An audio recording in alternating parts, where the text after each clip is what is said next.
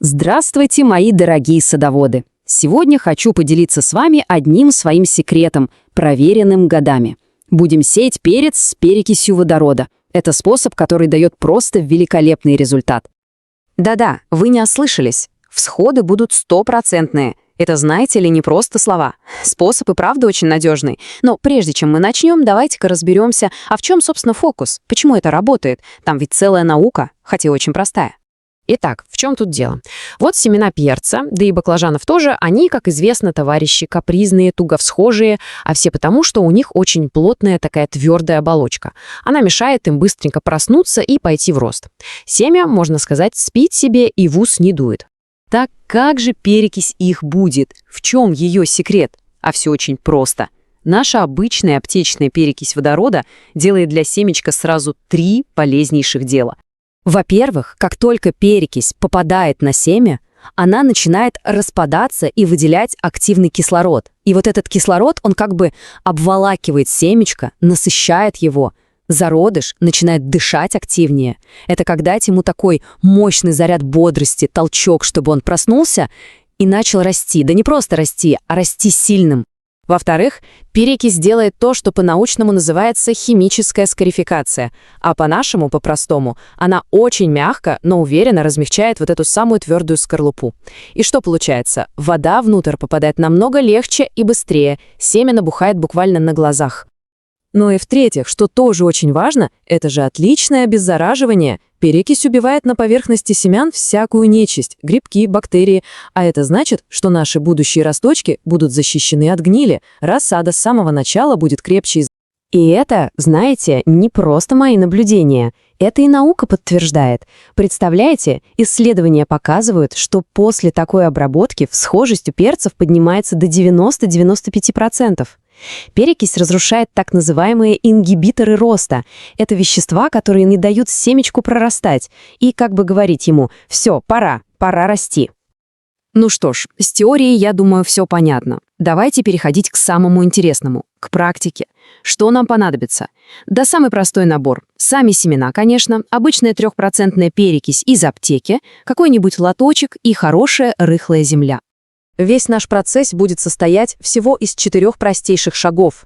Сейчас мы по каждому пройдемся, чтобы все сделать как надо и получить тот самый 100% результат. Итак, шаг номер 1.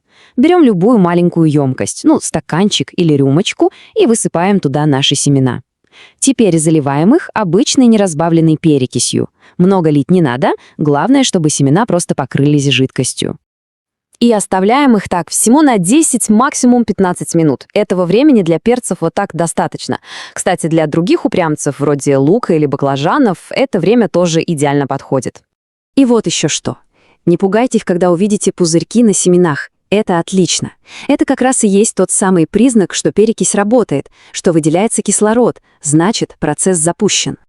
Пока наши семена принимают свои кислородные ванны, мы не будем терять времени и подготовим им почву. Берем лоток, обязательно с дырочками для дренажа, насыпаем в него легкую пушистую землю и хорошенько выравниваем. Грунт должен быть воздушным, дышащим. Это для молодых корешков самое главное.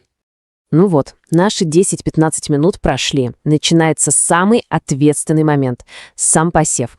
Берем ложечку или просто пальцами аккуратно вылавливаем семена прямо из перекиси. А вот теперь, внимание, самое главное правило. Запомните его, пожалуйста. Ни в коем случае не промывайте семена. Вот как достали из перекиси, так и сеем. Та пленочка, что на них осталась, продолжит свою полезную работу уже в земле, защищая семечко. Раскладываем наши семена по поверхности грунта. Старайтесь, чтобы между ними было 2 сантиметра. Сверху присыпаем тоненьким слоем земли, миллиметров 5-7, не больше. И в конце легонько так прихлопываем ладошкой, чтобы семечко плотно соприкасалось с землей.